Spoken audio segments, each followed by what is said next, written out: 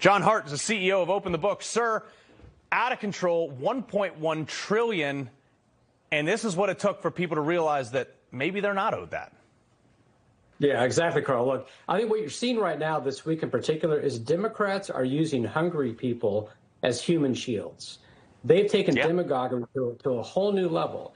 And let's be really clear about why the shutdown's happening. The Democrats shut the government down. They voted to keep it shut down 12 times because they want to relitigate an argument on Obamacare subsidies, and they're actually mad at Republicans for agreeing with them on their own policy.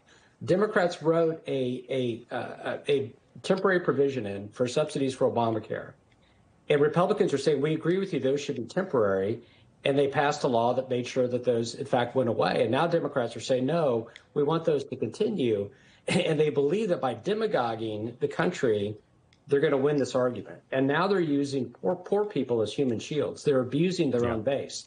And look, and food insecurity is not a made-up problem. It's a real issue in this country.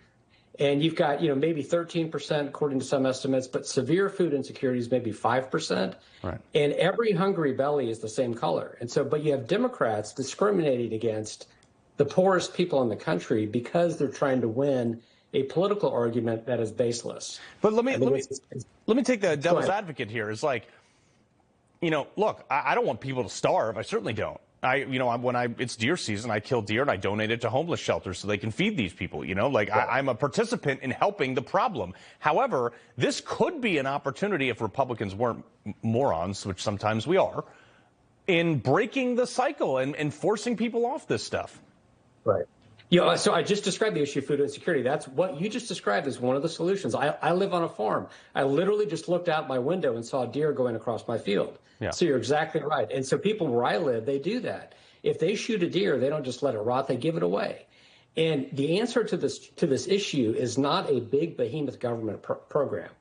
The answer is, how do we empower local communities, local churches, community groups to identify people in their communities who are truly in need and make sure they have the resources to care for people who are their neighbors. Mm-hmm. Well, you have less money to do that when the government is taking so much.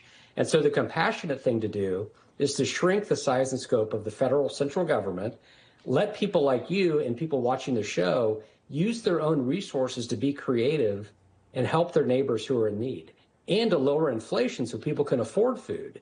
If you really want to solve food insecurity, you need to have the price of groceries go down. Or I'm gonna go one step further, John, and say, instead of teaching kids about purple hair and 72 genders in high school, you could teach them how to actually grow a plant, and then they could be self-sustaining, dare I say.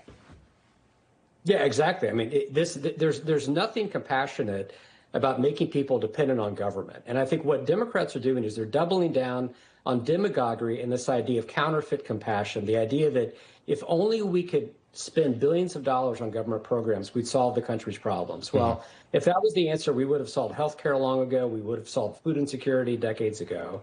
And that is not the answer. The answer is to let people keep more of what they earn and solve problems in their own community and teach people personal responsibility. And that's done person to person, relationship to relationship. It's not done. You don't transmit compassion through a government check. You do it by sitting across the table from somebody, understanding their life story, and helping them meet their needs and learn responsibility, learn life skills. Yeah, that's how you really solve it. John, I'm with you. I wish you were making policy, my man. We appreciate it. Thanks, Carl.